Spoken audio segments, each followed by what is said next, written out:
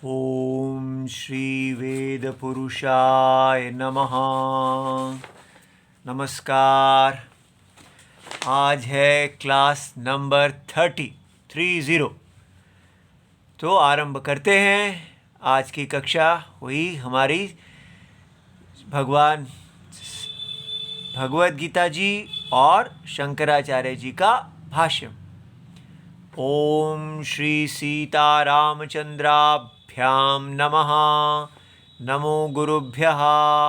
अथ कालदेवताः श्री संवत् 2080 माघ कृष्ण पक्षः विशाखा नक्षत्रम अष्टमी शनिवारः उत्तरायणं शिशिर ऋतुः। ओम तत्सत् श्री शंकराचार्याय नमः। अच्छा जी, तो पिछली बार हमने ये देखा कि हमारे पास युधिष्ठिर जी ने जो प्रश्न उठाए थे, युधिष्ठिर जी को ये प्रश्न था कि धर्म जो है वो आप लक्षण तो बता रहे हैं, तो यहाँ पर शंकराचार्य जी ने लक्षण बताया कि जगतः स्थिति कारणम प्राणीनाम साक्षात अभ्युदय निश्रेयस हेतु। दो लक्षण बताए, और तीसरा कहा कि जो धर्म का अनुष्ठान करते हैं, वर्णाश्रम धर्म का अनुष्ठान करते हैं, उनके अंदर धर्म देखा जाता है। इस प्रकार ये लक्षण बताए। तो क्या ये लक्षणों को जानने मात्र से हम धर्म का पालन कर पाएंगे? जैसे तो उसमें उनको बहुत सी शंकाएं थी, और वो कितना अच्छा रहा कि हम समझे कि हमें जो धर्म को समझने में शंका उत्पन्न होती है, वो युधिष्ठिर जी भी मान रहे हैं कि ऐसी शंका है, और उसका निवारण कैसे किया गया सारी शंकाओं का, कि यहाँ जो धर्म बताया गया है वेद में, भगवद गीता में, वो धर्म कोई कृत्रिम अर्थात क्रिएटेड, कोई बाहर से बनाया हुआ धर्म नहीं है। वो धर्म सत्य आत्मा पर आश्रित है। इसलिए देह हमारी असत्य है और देह में रहने वाला आत्मा सत्य है। तो इसलिए अगर हम अपने आप को देह समझते हैं तो हम देह का ही धर्म का ही तुष्टि करेंगे। अगर हम अपने आप को देह में रहने वाली देही आत्मा समझते हैं तो हम देही की तुष्टि करेंगे। ये जो देही की तुष्टि है उसी को धर्म कहते हैं। जब देही को तुष्ट करना हमें समझ में आ जाएगा कि हम वास्तव में देही हैं, और देही जो है वो पूरे जगत का देही एक है। सो देही ही परमात्मा है। इस प्रकार देही की शरण लेना और देही की तुष्टि के लिए जो कर्म किए जाते हैं वो धर्म है। तो देही की तुष्टि करते हुए व्यक्ति जब जीता है तो वो देही से ही प्रीति करता है, संसार से उसकी प्रीति कम हो जाती है, और देही में ही प्रेम करता हुआ वो व्यक्ति धीरे धीरे ज्ञान के लिए तैयार हो जाता है, देही के तत्व को जानता है, संसार को मिथ्या जान लेता है, और वो जीता हुआ ही मुक्त हो जाता है। तो वो निवृत्ति लक्षण धर्म और पहले प्रवृत्ति लक्षण धर्म, तो दोनों धर्म जो हैं वो मोक्ष में हेतु हैं। ये बात अभी तक हम समझ रहे हैं। अब हम आगे बढ़ते हैं कि अब तक के ज्ञान यज्ञ, ये जो हम ज्ञान यज्ञ कर रहे हैं या धर्म कर रहे हैं आत्मा की तुष्टि के लिए, जो इतना परिश्रम कर रहे हैं, हमने 30 क्लासेस, आज 30वीं क्लास में पहुंच गए हैं, उसका क्या फल होना चाहिए, वो उससे हमें क्या मिलना चाहिए अभी तक। तो उसके लिए हम श्रीमद् भागवत पुराण से एक ये श्लोक लाए हैं, उसको देखिए कि वो क्या कहता है। वो श्लोक कहते हैं, धर्म स्वनुष्ठितः पुंसाम विश्वक्सेन कथासु यः नोत्पद्येत यदि रतिम श्रम एव हि केवलम।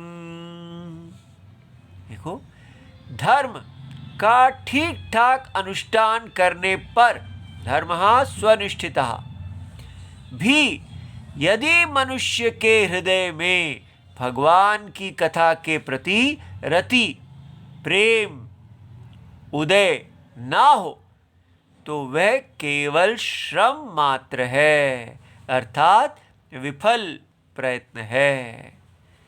तो इसलिए आप सब लोग जो ये शास्त्र को पढ़ रहे हैं हमारे साथ, यदि आपको इसको इतना पढ़ने के बाद आपके मन में अंतरात्मा देही भगवान कैसे ये जगत की आत्मा है और आत्मा तो सबको प्रिय है, तो भगवान आत्मा है, अंदर मुड़ के आपको भगवान के प्रति एक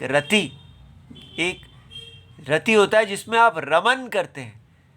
तो जैसे हम किसी लॉलीपॉप को खाते हैं तो उसमें रमन करते हैं, मन खो जाता है, उसी प्रकार ये अंतरात्मा जो देही है इसमें रति, इसमें मन का रमन होना और एक अत्यंत आनंद और खुशी की अनुभव होना, यदि हम इस प्रकार खुशी का अनुभव नहीं कर रहे तो शास्त्र कहते हैं आपका ये धर्म करना केवल श्रम मात्र है।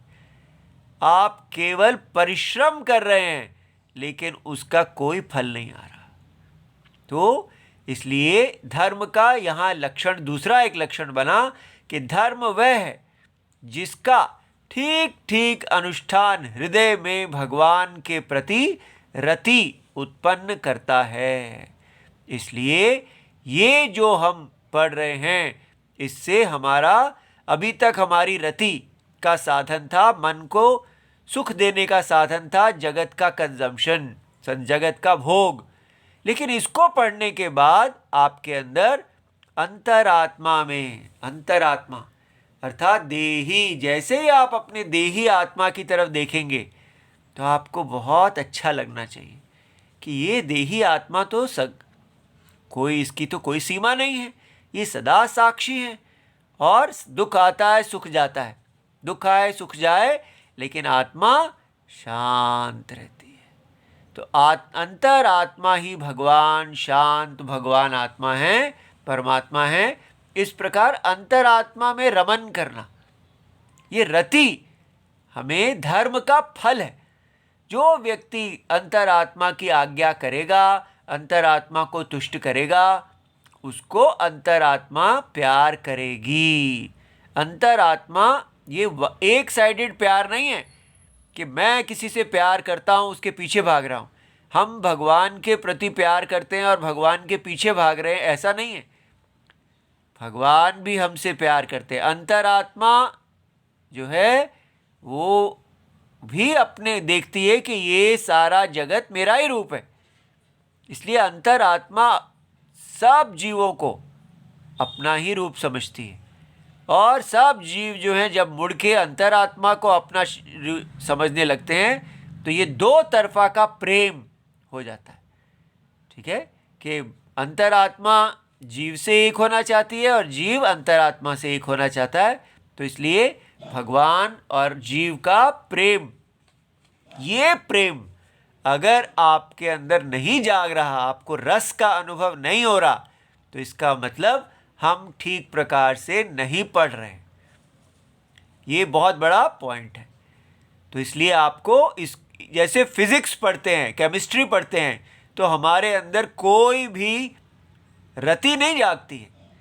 फिजिक्स केमिस्ट्री के जो विषय हैं उनको पढ़ने से मन में कोई भी ऐसा नहीं लगता जैसे रसगुल्ला खा रहे हैं। ठीक है, नहीं, किसी को फिजिक्स में बहुत मज़ा आता है, किसी को केमिस्ट्री में बहुत मज़ा आता है, हाँ वो रति है, लेकिन वो जो उसमें मज़ा आ रहा है वो मन लय हो रहा है। लेकिन यहाँ क्या हो रहा है, इस शास्त्र का विषय आत्मा ही है। फिजिक्स केमिस्ट्री अनात्मा है, दृश्य है, लेकिन इस शास्त्र का विषय क्या है, दृष्टा। आप स्वयं जान रहे हैं कि आप ये देह नहीं हैं, मन नहीं है, उसके साक्षी हैं, और इस साक्षी जो है वो जगत की आत्मा है।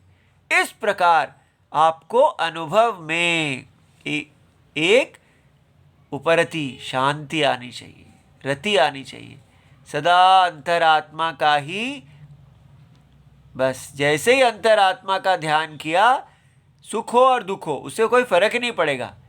अंतरात्मा नित्य शांत है। ऐसा एक प्रेम आना चाहिए कि ये शरणम तो सदा मेरे साथ है। ऐसा तो इसलिए जैसा संसार में आजकल भगवत गीता पढ़ाई जाती है, उसमें ये भगवान के साथ प्रेम जो है वो हट जाता है, केवल एक एनालिसिस सा रह जाता है, सूखा सा। वो ठीक नहीं है। देह देही विवेक ऐसा नहीं। देही जो है परमात्मा है, और हम धर्म क्या है? उन परमात्मा की आज्ञा का पालन करना। और कैसी आज्ञा? कोई खतरनाक व्यक्ति की आज्ञा नहीं है, कोई बाहर बड़ा डंडा लेके हमारे पीछे पड़ा, वो नहीं। ये प्रेम है, क्योंकि आप अपनी ही आज्ञा पालन कर रहे हैं, अपने सत्य की आज्ञा पालन कर रहे हैं। ये बात समझ में आई? तो इसलिए मेरा बेटा, आप इस चीज़ का ध्यान रखिए कि पढ़ाइए, जब शास्त्र आप पढ़ रहे हैं, ये श्रम मात्र नहीं होना चाहिए, ये प्रेम, ये भक्ति देने वाला होना चाहिए। और अगर भक्ति और प्रेम नहीं आ रहा है, तो आप देखिए कहाँ आप मिस कर रहे हैं। आप केवल एक शब्द ज्ञान तो नहीं ले रहे हैं, उन शब्दों को आप अनुभव में देख रहे हैं। ठीक है? अच्छा जी, अब हम आगे बढ़ते हैं कि ये जो कहा गया कि रति, कि आपको भगवान में रति आए, तो इसके लिए राम शब्द को हम देखेंगे कि राम शब्द का अर्थ जो है वो रति देने वाला है। इसलिए हमारे भगवान जो हैं उनका नाम ही यही है, जो रति प्रदान करते हैं। कैसे? हम विष्णु सहस्त्र नाम, तो ये विष्णु सहस्त्र नाम क्या है? महाभारत इतना महान ग्रंथ है, वेद व्यास जी ने हमारे लिए लिखा है। उसमें अनुशासन पर्व नाम का एक पर्व है, जिसमें 149 अध्याय में भगवान विष्णु के 1000 नाम हैं, और उसमें भगवान विष्णु का नाम एक ही श्लोक में राम और धर्म एक ही श्लोक में दिया गया है। तो वो श्लोक हमने आपके लिए लाए हैं भगवान की कृपा से। देखिए वो श्लोक क्या कहता है? रामो विरामो विरतो मार्गो नेयो नयो नयः वीर शक्तिमतां श्रेष्ठो धर्मो धर्म विदुत्तमः। अर्थात ये सब भगवान विष्णु के नाम हैं, राम, विरामः, विरतः, ऐसा। इसमें राम और धर्म ये हमारे लिए महत्वपूर्ण है। और भगवान ये जो विष्णु सहस्त्र नाम है, इस पर भी शंकराचार्य जी ने अपना पूरा भाष्य लिखा है, एक एक शब्द को समझाते हुए। तो वहीं से हम उस भाष्य में से उन्होंने क्या लिखा है इसके बारे में यहाँ पर उद्धृत करके लाए हैं। तो भगवान शंकराचार्य जी भाष्य में राम शब्द का अर्थ देते हैं। तो क्या कहते हैं शंकराचार्य जी? नित्यानंद लक्षणे, जिसका लक्षण क्या है? नित्य आनंद। अस्मिन, इसमें योगिनः रमन्ते, योगी वो होते हैं जो नित्यानंद आत्मा में रमन करते हैं। ठीक है? तो जिसमें योगी रमन करते हैं वो राम है। ठीक है? राम जी का लक्षण है नित्य आनंद लक्षण वाली देही आत्मा। तो ये जो देही आत्मा है ये नित्य आनंद रूप है। पर नित्य आनंद रूप है, हमें तो नहीं दिखती है। आप उसका जब विचार करेंगे कि शरीर को जब हम सत्य मान लेते हैं तो हम शरीर को ही आत्मा मानते हैं, लेकिन जब हम देखते हैं कि ये शरीर जो है, ये जो देह जो है, ये तो देही से व्याप्त है, तो देही से व्याप्त होने के कारण देही नित्य शुद्ध है। जैसे लहरें शरीर है जल का, लेकिन जब हम देखते हैं तो लहरें जो हैं वो तो जल से व्याप्त है, और जल से व्याप्त होने के कारण लहर शरीर को परिच्छिन्न नहीं करती। लहर का विकार शरीर का विकार नहीं है। जब हम अपने आप को अंदर देखते हैं कि मन में कुछ भी हो, इंद्रियां कुछ भी करें, लेकिन सत्य आत्मा निर्विकार आनंद स्वरूप है। वो आनंद स्वरूप जगत की आत्मा को ही राम कहते हैं।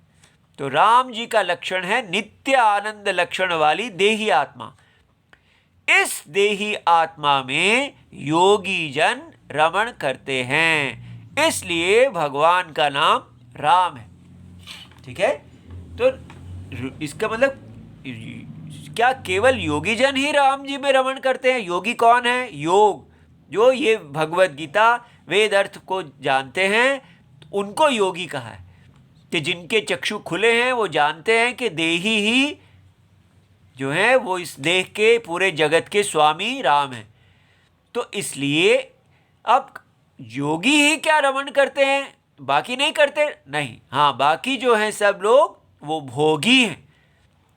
उनका रमण स्थान संसार है, दुनिया है, दृश्य है, वो दृश्य में रमण करते हैं। और योगी कौन है? जो दृष्टा में रमण करता है। ये कितनी बड़ी बात है, दृष्टा और दृश्य। तो अगर हम दृश्य को ही देखते रहेंगे, सारा करोड़ों जन्म दृश्य में रमण करते बीत जाते हैं। लेकिन कोई एक ऐसा जन्म आता है जब हम अंदर दृष्टा को देखते हैं कि दृष्टा भी रमण का स्थान है। तो ये जो अंतरात्मा देही दृष्टा है, उसी को राम कहते हैं, क्योंकि योगी उसमें रमण करते हैं। ठीक है। तो वेद चक्षु भारत के भोगियों को की नहीं, भारत को भोगियों की नहीं, योगियों की भूमि बना देती है। इसीलिए भारत बहुत ही विशिष्ट भूमि है। ये एकमात्र ऐसी भूमि है जहाँ के सभी लोग वेद चक्षुओं से आज तक योगी, भोगी नहीं। यहाँ ये भोग परायण भूमि नहीं है, ये योग परायण भूमि है। इसलिए हमारे भारत का लक्षण तपस्या है। तपस्या क्या है? आप इंद्रियों से हटकर इंद्रियों के दृष्टा में जाते हैं, वहाँ शरण लेते हैं। ठीक है। इसलिए भारत भूमि सब भूमियों से विलक्षण है। अच्छा जी, तो अब हमको ये समझ में आया कि राम जी जो हैं वो रमण, जिसमें योगी रमण करते हैं, वो राम है।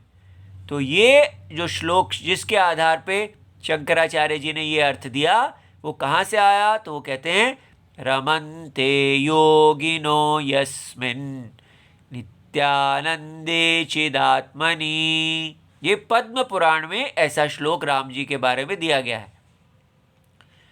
तो इसलिए ये आपको याद कर लेना चाहिए। राम जी का लक्षण क्या है? रमन्ते योगिनो यस्मिन्, योगी जिसमें रमण करते हैं, नित्यानंदे, नित्यानंद रूप चिद आत्मा में। ठीक है।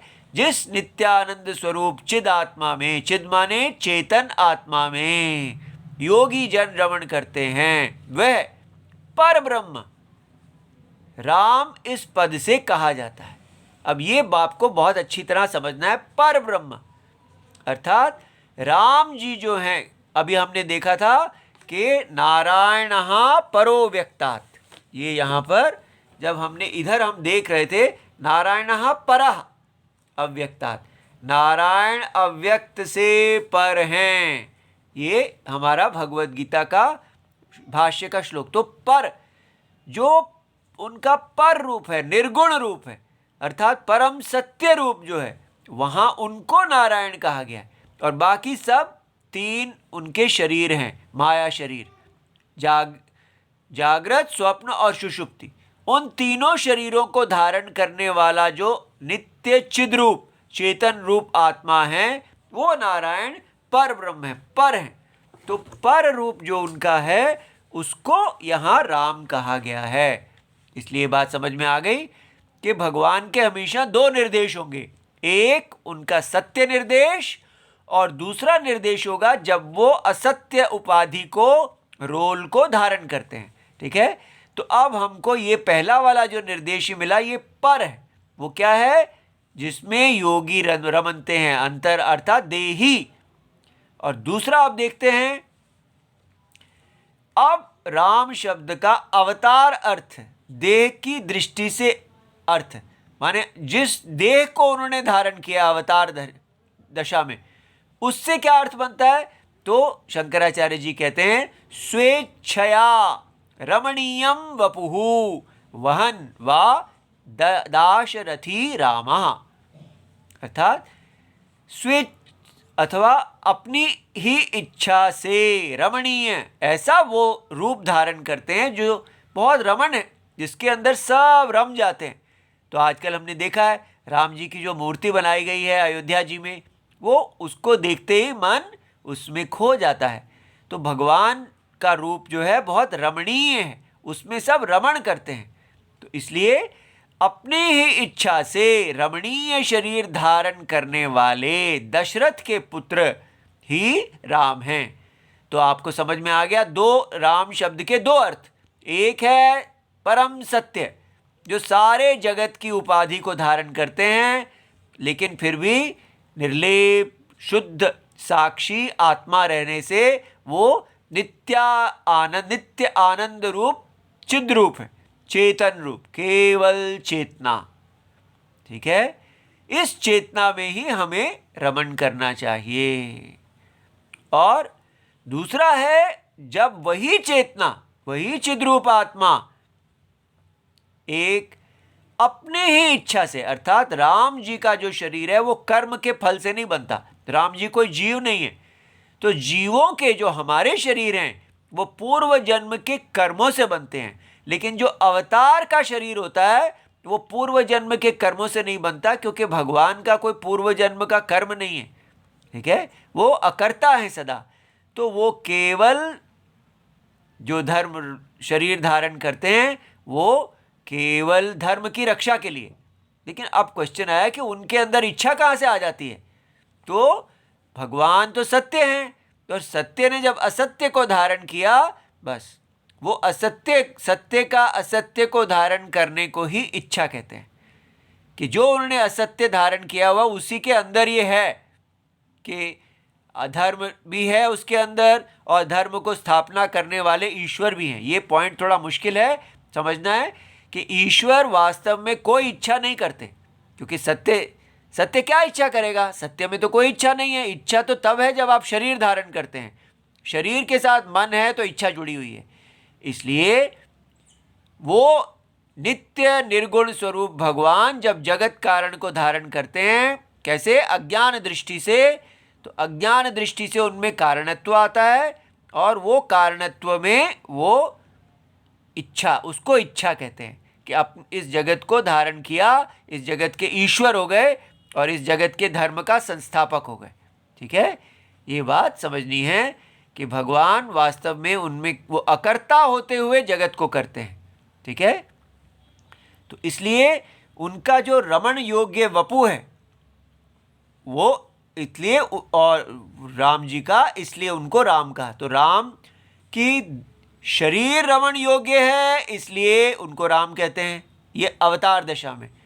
और स्वरूप से उनके स्वरूप में आत्मा में रमण करते हैं योगी, इसलिए तो उनकी देह में भी रमण किया जाता है और उनकी देही स्वरूप में भी रमण किया जाता है। तो जब हम राम जी की देह में रमण करते हैं तो धीरे धीरे हमें वो देह देही में ले जाती है। ये बात समझ में आ गया? इसलिए ये दोनों ही हमारे लिए रमण स्थान हो गए। ये तो इसलिए भगवत गीता, ये शास्त्र पढ़ने में हमें ये रति, राम जी का जो देह है और पूरा जगत ही उनका देह है, जब हम ये जानेंगे कि जिस राम जी की मूर्ति हमने राम मंदिर में देखी है वो वास्तव में सारा जगत को धारण करने वाली हर शरीर राम जी ही है। जब आप इस प्रकार देखते हैं तो आपको एक अद्भुत प्रेम आता है इस जगत के प्रति।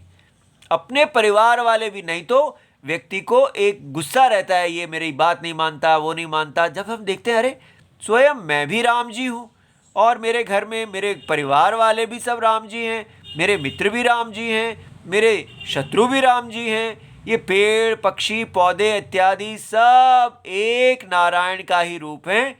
और ऐसा देखने से व्यक्ति के अंदर एक समभाव आता है और वो राग और द्वेष को छोड़कर केवल समता भाव से व्यवहार करता है। ना वो किसी का मित्र होता है और ना किसी का शत्रु, लेकिन ऐसे कारण से वो धर्म रूप हो जाता है और वो सबका मित्र बन जाता है।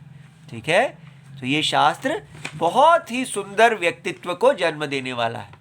अच्छा, अब हम देखते हैं फिर इन्हीं भगवान को धर्म क्यों कहा? हमने देखा विष्णु सहस्त्र नाम में राम और धर्म, राम जी का ही भगवान का नाम ही राम था और भगवान का नाम ही धर्म है।